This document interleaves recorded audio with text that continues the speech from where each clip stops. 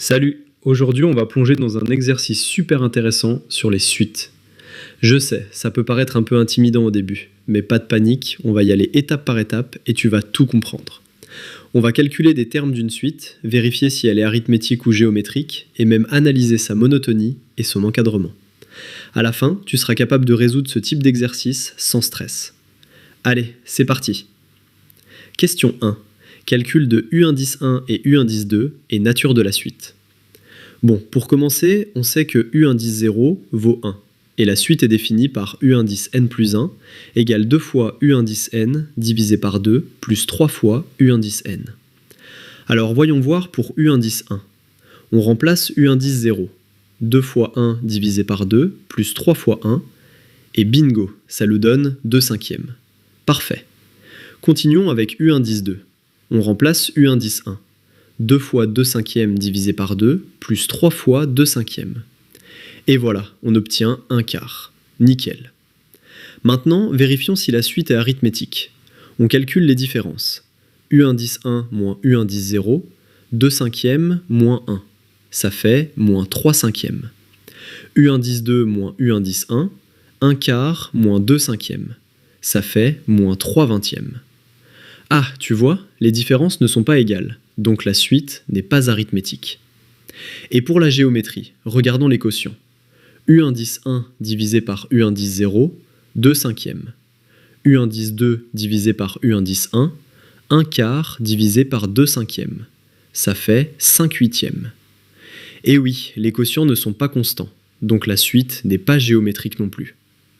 Résultat final, la suite n'est ni arithmétique ni géométrique. Parfait.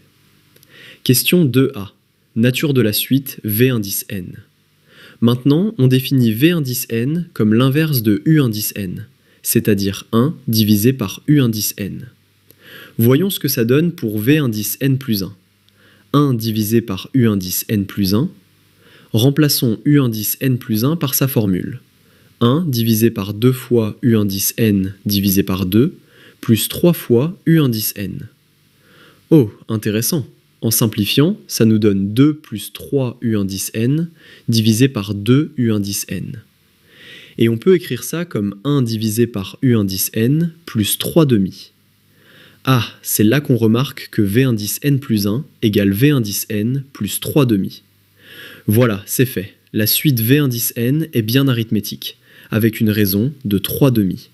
Nickel. Question 2b. Expression explicite de V indice n et U indice n. On sait que V indice 0 égale 1. Et pour une suite arithmétique, on a la formule générale. V indice n égale V indice 0 plus n fois la raison. Donc ici, V indice n égale 1 plus n fois 3 demi. Et bingo, V indice n égale 1 plus 3 demi n. Parfait. Pour retrouver U indice n, il suffit de prendre l'inverse.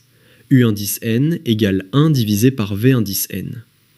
Et voilà, U indice n égale 1 divisé par 1 plus 3 demi n. Nickel. Question 3. Monotonie de la suite U indice n. Observons maintenant la monotonie.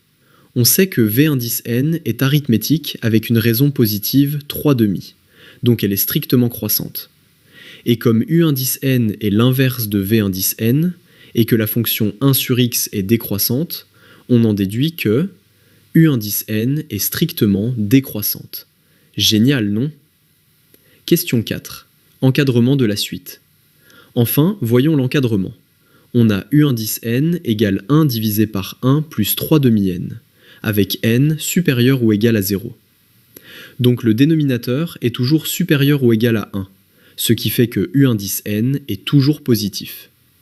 De plus, comme le dénominateur est au moins égal à 1, U indice n est inférieur ou égal à 1. Et pour n supérieur ou égal à 1, il est strictement inférieur à 1. Voilà, on a 0 inférieur à U indice n inférieur à 1 pour n supérieur ou égal à 1. Mission accomplie. Et voilà, on a calculé les termes, déterminé la nature de la suite, trouvé les expressions explicites, étudié la monotonie et encadré la suite. Tu vois, ce n'était pas si compliqué, il suffisait de suivre chaque étape calmement. Maintenant, à toi de jouer sur d'autres exercices, et tu vas devenir vraiment fort avec les suites.